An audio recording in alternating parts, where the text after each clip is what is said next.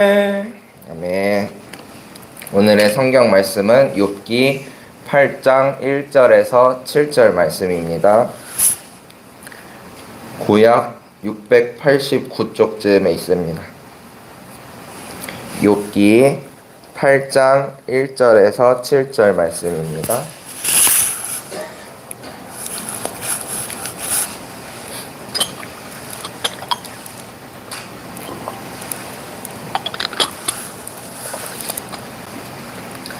욥기 8장 1절에서 7절의 말씀을 한 절씩 교독하시고 마지막 절은 함께 읽겠습니다. 수아 사람 빌닷이 대답하였다.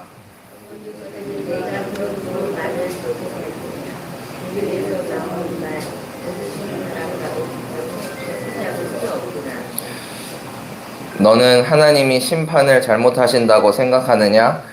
전능하신 분께서 공의를 거짓으로 판단하신다고 생각하느냐?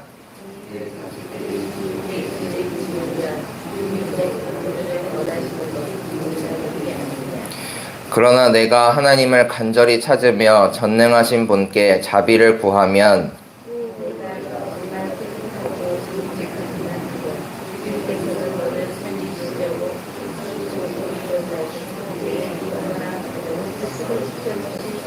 다 같이 읽겠습니다. 처음에는 보잘것 없겠지만 나중에는 크게 될 것이다. 아멘. 오늘도 이 새벽에 주시는 하나님의 은총이 저희 모두에게 임하기를 소망합니다. 주님 앞에 나온 이 새벽을 시작으로 하루 온종일 주님과 동행하는 복된 날이 되시기를 바랍니다. 오늘은 욥기의 말씀을 준비하면서 옳은 말, 적절한 말이라는 제목을 붙여보았습니다. 말에는 강력한 힘이 있습니다. 저는 어렸을 때부터 어머니께 이제 너는 크게 될 사람이다 이런 말을 자주 듣고 자랐는데요. 그래서 어머니가 이제 농담식으로 혼을 내실 때도 아이고 크게 될 놈아 이러면서 이제 혼을 내시기도 했습니다. 근데 그 크게 될 사람이라는 그 말이 여전히 제 가슴 속에 남아서 어떤 문제를 만났을 때에도 이렇게 잠시 고민을 하다가도 나는 크게 될 사람인데 이거 하나 가지고 어려워하면 되겠나 하고 그 문제를 뚫고 나가야지 하는 의지를 만들어 주고는 합니다. 이렇게 말에는 강력한 힘이 있습니다. 말에는 강력한 힘이 있어서 듣는 이에게 흔적을 남기고 마치 살아있는 생명처럼 활동하면서 엄청난 영향력을 발휘합니다. 그래서 하나님께서도 이런 말씀으로써 우리에게 다가오신 게 아닐까 싶은데요. 오늘 본문의 말씀에 등장하는 말은 안타깝지만 사람을 더욱 절망에 빠뜨리는 말이었습니다. 욥이 당했던 고난을 다들 잘 아실 거라고 생각합니다. 동방의 의로운 부자였던 욥은 하루아침에 쫄딱 망하게 됩니다. 하루는 욥이 식사를 하고 있는데 욥의 일꾼 한 명이 달려와서는 이렇게 말합니다. 우리가 소를 몰아 밭을 갈고 나비들은 그 근처에서 풀을 뜯고 있는데 스바 사람들이 갑자기 들이닥쳐서 가축들을 빼앗아가고 종들을 칼로 쳐서 죽였습니다. 저 혼자만 겨우 살아남아서 주인 어른께 이렇게 소식을 전해드립니다. 욥에게 닥친 고난은 이뿐만이 아니었죠. 이 일꾼이 아직 말을 다 마치지도 않았는데 또 다른 사람이 달려와서 말하기를 하늘에서 하나님의 불이 떨어져서 양떼와 목동들을 모두 살라버렸다고 합니다. 그리고 또 한 사람이 달려와서는 갈대아 사람 세 무리가 갑자기 낙타떼에게 달려들어서 모두 끌어가고 욥의 종들을 칼로 쳐서 죽였다고 합니다. 이어지는 가장 큰 고난은 사람으로서 견디기 힘든 고난이었습니다. 바로 자녀들의 죽음이었는데요. 욥의 아들과 딸들이 맏아들의 집에 모여서 한창 음식을 먹으며 포도주를 마시는데 갑자기 광풍이 불어서 그 집 내 모퉁이를 내리쳤고 집이 무너졌습니다. 그때 욥의 아들, 딸들과 젊은 사람들이 모두 그 속에 깔려서 죽고 말았습니다. 욥은 그 소식까지 전해 듣고는 망연자실을 했습니다.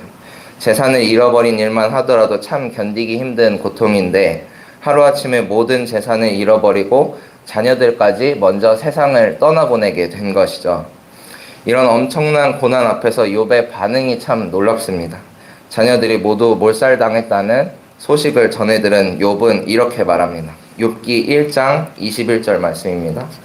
모태에서 빈손으로 태어났으니 죽을 때에도 빈손으로 돌아갈 것입니다. 주신 분도 주님이시요 가져가신 분도 주님이시니 주님의 이름을 찬양할 뿐입니다. 이런 믿음의 고백을 할 수 있는 사람이 세상에 몇이나 될까요? 욥은 그 모든 고난 앞에서도 하나님을 원망하지 않았습니다. 그리고 욥의 고난은 이뿐만이 아니라 계속 이어집니다. 사탄이 욥을 더 괴롭혔기 때문에 발바닥에서부터 정수리에까지 악성 종기가 나서 이젠 자기 몸 하나 건사하기 힘든 지경에 이르렀습니다. 그러자 아내가 욥에게 차라리 하나님을 저주하고 죽으라 하고 말할 정도였죠. 그때까지도 아내를 타이르며 하나님을 원망하지 않았던 욥이었습니다. 하지만 사람이 견디다 한계점에 이르면 누구나 폭발하기 마련입니다. 이어서 그를 찾아온 3명의 친구가 있었습니다. 엘리바스와 빌닷과 소발인데요. 오늘 본문의 말씀은 빌닷이 욥에게 말을 하는 장면입니다. 세 친구 앞에서 욥은 하소연을 하면서 이제서야 하나님을 원망하기 시작합니다. 욥기 3장 20절의 말씀입니다. 어찌하여 하나님은 고난당하는 자들을 태어나게 하셔서 빛을 보게 하시고 이렇게 쓰디쓴 인생을 살아가는 자들에게 생명을 주시는가? 이런 사람들은 죽기를 기다려도 죽음이 찾아와 주지 않는다. 욥은 자기 자신이 차라리 태어나지 않았더라면 이런 고통도 없었을 텐데 라고 하면서 울부짖습니다. 자녀의 죽음 앞에서도 자기 몸이 다 상하는 고통 앞에서도 하나님을 원망하지 않았던 욥이지만 친구들을 만나니 참고 참았던 감정이 폭발한 것처럼 보입니다. 아마도 욥은 그들에게 위로받기를 원했던 것 같습니다. 누가 보더라도 비참한 상황에 놓인 욥이었기 때문에 새 친구가 찾아와서 그를 위로하는 것이 자연스러운 모습처럼 보입니다. 하지만 욥의 울부짖음을 들은 새 친구는 놀랍게도 욥을 위로하기는커녕 비난하고 정죄하기 시작합니다. 하나님이 공의롭고 완전하신 분인데 내가 아무런 죄도 없이 이렇게 될 리가 있겠느냐? 다 내가 잘못했으니까 그런 거지. 하나님이 이유가 있으시겠지. 괜히 그러셨겠느냐? 어서 회개하고 하나님의 도우심을 구해라. 지금이라도 늦지 않았으니까 하나님께 잘못했다고 고백해라 하고 욥을 다그쳤습니다. 극심한 고난을 마주한 뒤에 이런 비난을 들은 욥의 심정이 어땠을까요? 마치 찢어진 상처 위에 고춧가루를 들이붓듯이 욥이 느꼈을 아픔과 고통은 말로 표현하기 힘들 정도였을 것입니다. 하지만 이 세 친구의 말을 잘 살펴보면 완전히 틀린 말도 아니었습니다. 아마 이 점이 욥을 더 고통스럽게 하지 않았을까 싶은데요. 오늘 본문의 말씀 8장 3절을 보면 빌닷이 이렇게 말합니다. 너는 하나님이 심판을 잘못하신다고 생각하느냐? 전능하신 분께서 공의를 거짓으로 판단하신다고 생각하느냐? 빌닷의 이 말을 천천히 곱씹어 보도록 하겠습니다. 어디 틀린 말이 있는지 한번 곱씹어 보도록 하겠습니다. 잘 살펴보면 틀린 말은 없습니다. 하나님은 심판을 잘못하시는 분이 아니죠. 완전한 분이시기 때문에 공평하게 죄와 의를 심판하시는 분이십니다. 또한 하나님은 전능하신 분이 맞습니다. 한계가 없으시고 의의 기준이 되시며 거짓이 없고 신실하신 분이십니다. 빌닷의 말은 옳은 말이었습니다. 이어서 7절에 보니까 이렇게 말합니다. 처음에는 보잘것없겠지만 나중에는 크게 될 것이다. 이게 개역개정에서 이제 내 시작은 미약하였으나 나중엔 창대하리라 이 말씀인데요. 하나님은 실수가 없는 분이시니까 하나님을 간절히 찾으면 전능하신 분께 자비를 구하면 지금 내 상황은 보잘것없겠지만 나중에는 크게 될 것이다. 이런 이야기를 하고 있는 것이죠. 나중에는 크게 될 것이라는 이 말이 자칫 복을 빌어주는 말처럼 들리지만 결국 욥을 책망하고 비난하는 말에 지나지 않습니다. 옳은 말로 포장이 되어 있지만 사실 상처 입은 욥의 가슴을 후벼 파는 말, 그 이상도 그 이하도 아니었습니다. 그렇다면 빌닷은 왜 이렇게 욥을 비난하고 정죄했을까요? 빌닷을 포함한 세 친구에게는 강력한 인과응보 사상이 있었습니다. 원인과 결과는 상응하여 갚는다는 뜻이죠. 행한 대로 결실을 얻는다는 의미입니다. 따라서 하나님은 절대적으로 선하시고 오직 죄는 인간으로부터 나오기 때문에 모든 좋지 않은 결과에 대한 책임이 인간에게 있다고 생각했습니다. 그런 사상을 바탕으로 욥에게 비난과 책망을 쏟아부은 것입니다. 자기들은 마치 의로운 재판관이라도 된 것 마냥 욥을 재단하고 정죄하였습니다. 물론 인과응보 사상이 삶의 이치에 맞는 것처럼 보입니다. 인과응보가 우리 사회에서 정의로운 모습으로 여겨집니다. 하지만 우리의 삶이 어디 인과응보대로만 흘러가나요? 마치 수학 공식처럼 원인을 제공하면 그대로 결과가 나타나던가요? 결코 그렇지 않습니다. 때로는 억울하게, 때로는 행운을 누리며 살아가는 것이 우리네 삶의 모습들입니다. 욥은 하나님께 인정받은 의인이었습니다. 하나님이 사탄 앞에서도 자랑하실 만큼 흠이 없고 정직한 사람이었습니다. 하나님도 욥을 칭찬하시는데 세 친구는 욥을 비난했습니다. 하나님은 당신의 분명한 계획을 가지고 욥의 고난을 묵인하셨던 것입니다. 최후의 더 큰 축복을 주시기 위한 과정 중에 욥을 내버려 두셨던 것입니다. 하지만 세 친구는 마치 자기들이 하나님이라도 된 것 마냥 욥을 신랄하게 비판하고 정죄했습니다. 하나님 편에 서 있는 척하면서 자기가 생각하는 정답을 말하고 자기의 의로움을 자랑했습니다. 하나님과 무관한 말들을 내뱉으면서 욥을 더욱 괴롭게 만들 뿐이었습니다. 옳은 말을 하는 듯 했지만 적절하지 못한 말, 하나님 뜻에 합당하지 못한 말들이었습니다. 2005년 인도네시아 태국을 휩쓴 쓰나미가 있었습니다. 쓰나미로 인한 사망자만 23만여 명에 달했다고 하는데요. 이때 어떤 한 대형교회 목사님께서 이렇게 말씀하십니다. 쓰나미는 하나님을 믿지 않아 심판을 받은 것이다. 어떻게 보면 맞는 말 같습니다. 하나님을 믿지 않으면 영생에 이를 수 없고 알곡과 가라지를 가려내듯 반드시 심판을 받게 될 것이라고 성경에서 말하고 있기 때문에 어떻게 보면 맞는 말 같습니다. 하지만 중요한 건 그 상황입니다.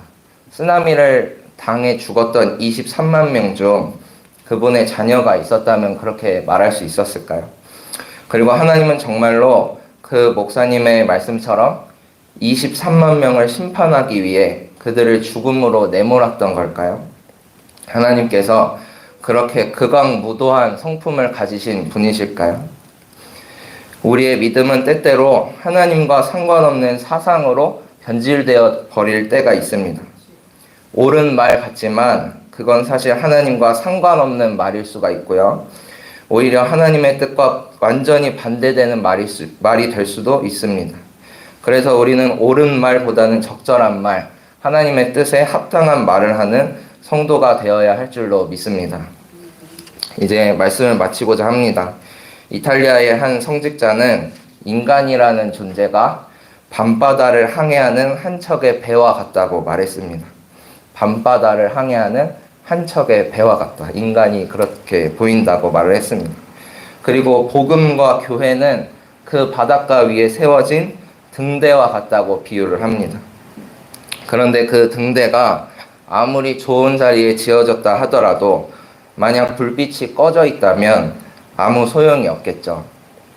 그러면 배는 등대의 불빛을 발견하지 못해 암초에 부딪히고 말 것입니다. 이때 등대의 불을 밝히는 것이 곧 사랑입니다. 사랑의 온기 속에서 빛을 발하게 되는 것은 마치 교회가 세상을 향해 밤바다를 항해하는 불완전한 인간을 향해 등대 불빛을 밝히는 것과 같습니다.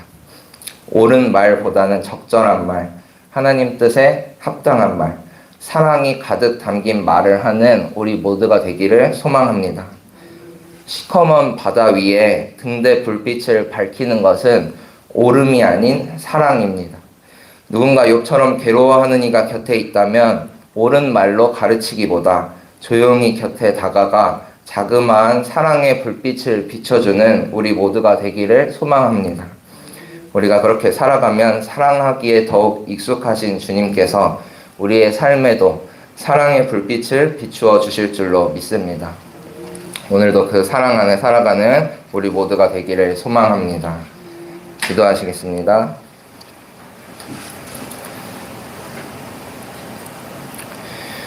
주님 감사합니다. 주님의 말씀을 통해 욥이 당했던 고난을 돌아봅니다.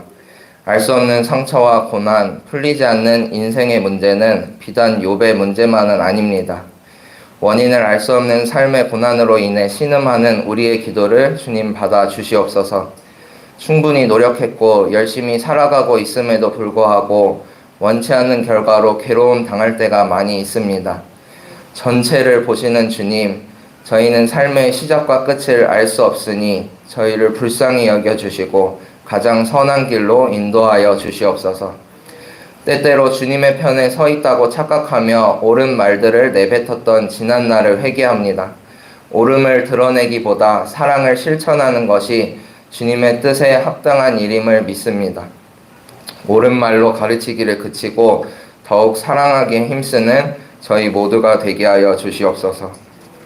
오늘은 창립 70주년을 맞아 48명의 교우분들과 교역자님들이 국내 성지 순례를 떠납니다. 믿음의 유산을 남긴 선조들의 신앙을 본받아 정릉교회 70년 이후의 여정까지 그려보는 시간이 되기를 원합니다. 어떠한 위험에도 굴복하지 않고 신앙을 지켜냈던 그 믿음을 따라 주님의 영광만을 드러내는 교회 되게 하여 주시옵소서. 오고 가는 길 안전하게 지켜주시고 식사와 잠자리, 건강까지 돌보아 주셔서 믿음을 견고히 세우고 지체들과 사랑을 돈독히 쌓고 돌아오는 시간 되게 하여 주시옵소서.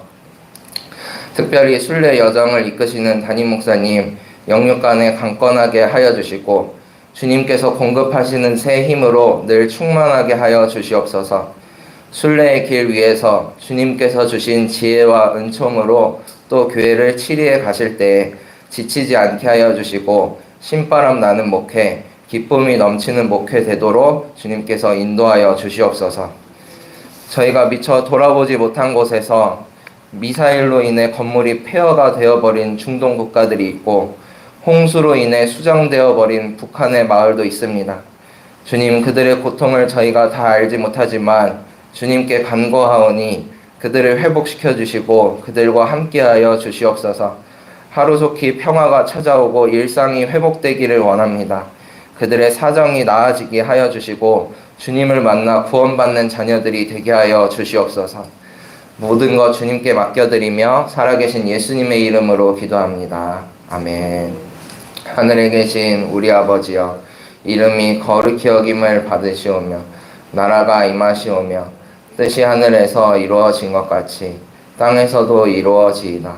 오늘 우리에게 일용할 양식을 주시옵고 우리가 우리에게 죄 지은 자를 사하여 준 것 같이 우리 죄를 사하여 주시옵고 우리를 시험에 들게 하지 마시옵고 다만 악에서 구하시옵소서. 나라와 권세와 영광이 아버지께 영원히 있사옵나이다. 아멘.